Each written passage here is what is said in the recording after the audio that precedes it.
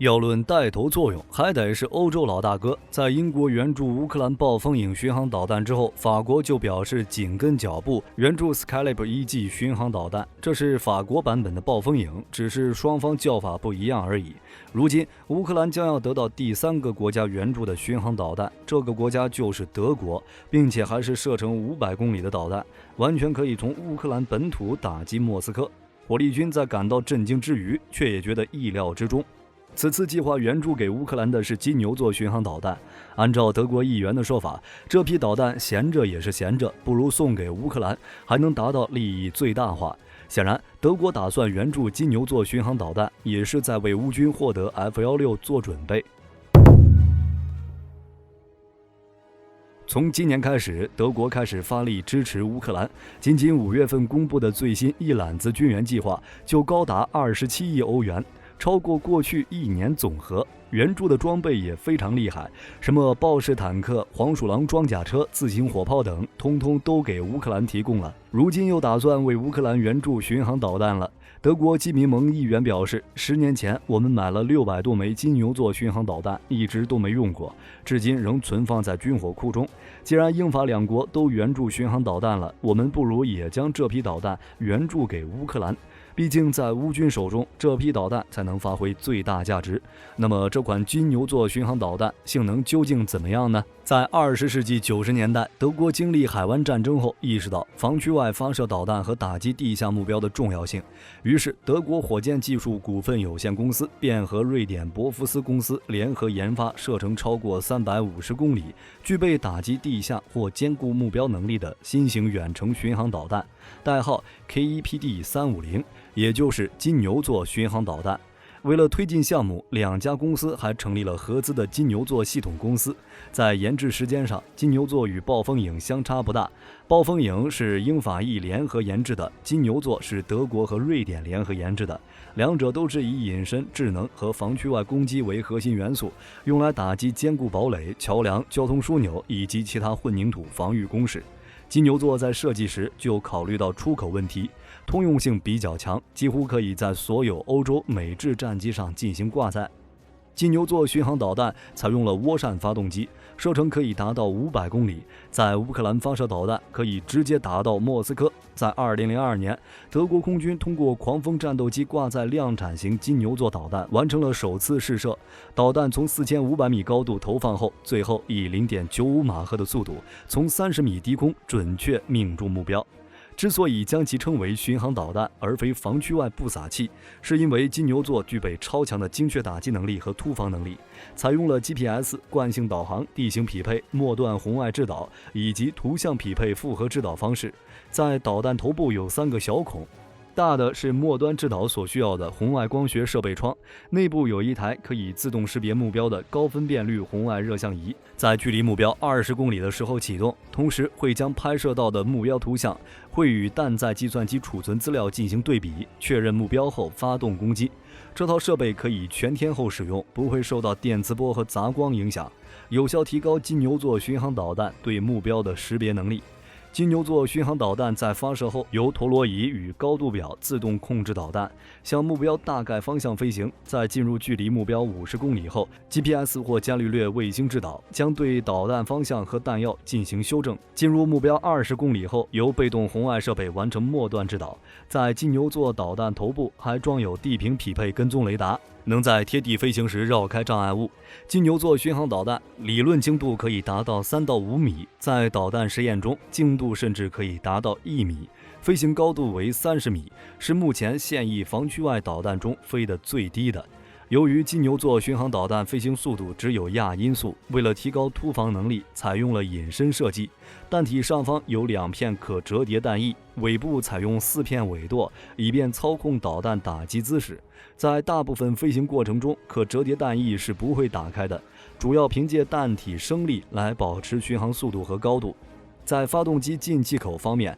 金牛座使用了2个进气口，分别位于弹体两侧，均为比较简单的皮托管进气口。除了射程远、精度高以外，金牛座另一个杀手锏是可以打击坚固或地下目标。之所以能做到，是因为金牛座采用了摩菲斯特智能钻地弹头，分为2级结构。1级是空心装药的小型战斗部，类似于反装甲武器，利用第一次爆炸产生的射流，在岩石混凝土结构或者铁板表面撕开缺口。2级轻车弹头由高强度合金制成，能够以每秒250米的速度贯穿6.1米钢筋混凝土结构，或者是36米土层结构。2级战斗部还有可编程智能引信，可以根据受到冲击的计值来确定目标层数，进而控制穿透后的起爆时机。与纯动能战斗部相比，这种串联钻地弹的着地速度要求不高，而且跳弹现象少，非常适合攻击加固掩体，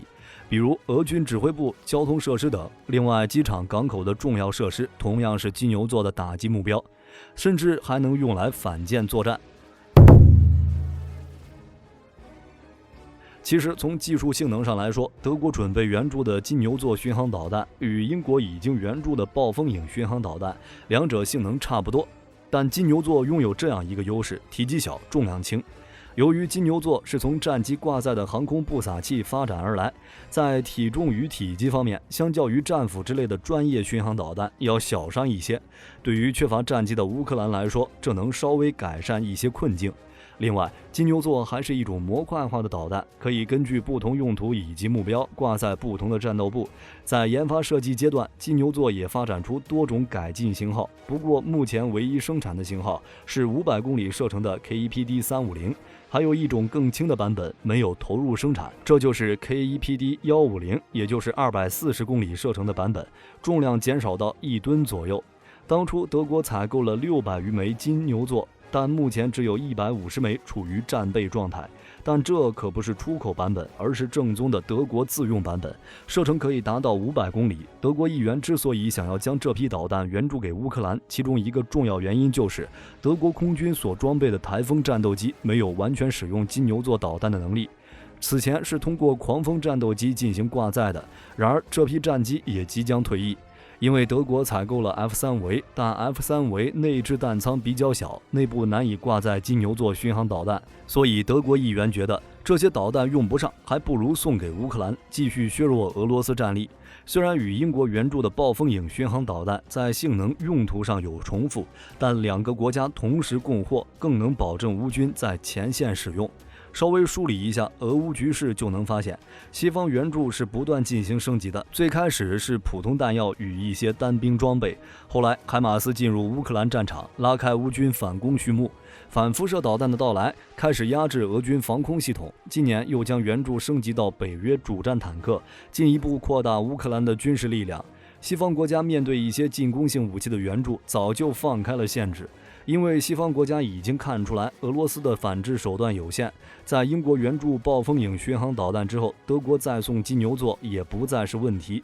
作为德国与瑞典联合研发的远程高精度制导武器，金牛座的到来能帮助乌军在复杂情况下打击俄军目标，包括俄军位于地下的目标，将大幅提升乌军的作战能力。对于俄罗斯来说，这无疑构成一种威胁。俄罗斯需要重新评估乌克兰的军事策略，可能会促使俄罗斯加大在乌克兰战场的军事投入，进一步拖垮俄罗斯的经济。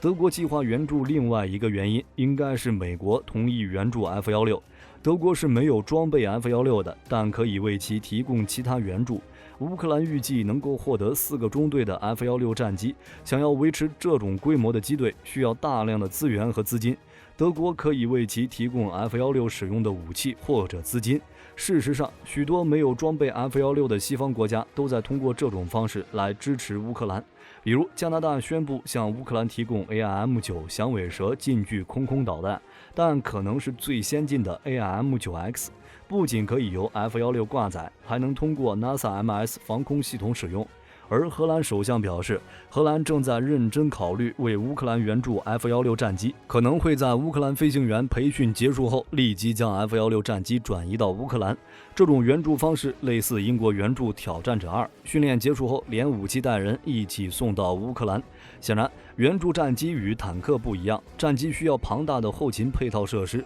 与此同时，莫斯科再次遭遇无人机袭击。在5月30日早间，多架无人机袭击莫斯科路，造成部分居民楼受损。俄罗斯宣称，这是自2战结束后针对莫斯科最为严重的袭击。关于来袭无人机的具体数量，俄罗斯有不同的说法。国防部给出的官方信息为8架，其中有3架遭到了电子战系统的拦截，失去了既定的目标，最终坠毁。另外5架被铠甲近程防空武器系统拦截成功，但也有小道消息表示有20余架。不到1个月的时间，莫斯科连续2次遭遇无人机袭击，这给俄罗斯防空系统带来巨大压力。在这个过程中，莫斯科防空警报全程静默。要知道，这可是俄罗斯首都，竟被无人机轻松突破领空。如果没有被击落的话，很可能会再度上演克里姆林宫被袭击的大戏。对此，外界也有了质疑：来袭无人机从何处起飞？怎么躲避俄军雷达深入莫斯科？防空警报为什么全程静默？对此，俄罗斯也做出了解释。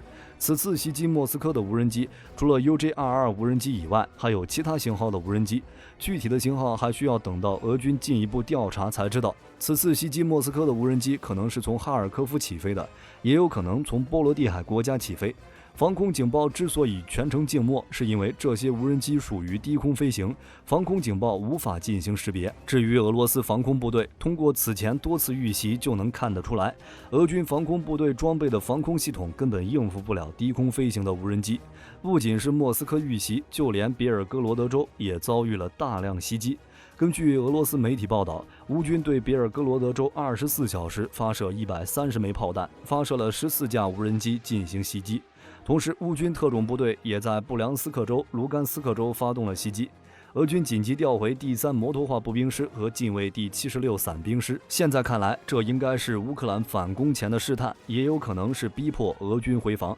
给乌克兰境内的俄军造成压力。但这2支调回的部队并没有起到阻击乌军的作用。俄罗斯边防线太长，俄罗斯军队边防守卫薄弱，很容易叫乌军钻空子。俄本土的战火越来越大，希望乌军反攻尽快结束。好了，本期影片就到这里了，我是火力军，咱们下期再见。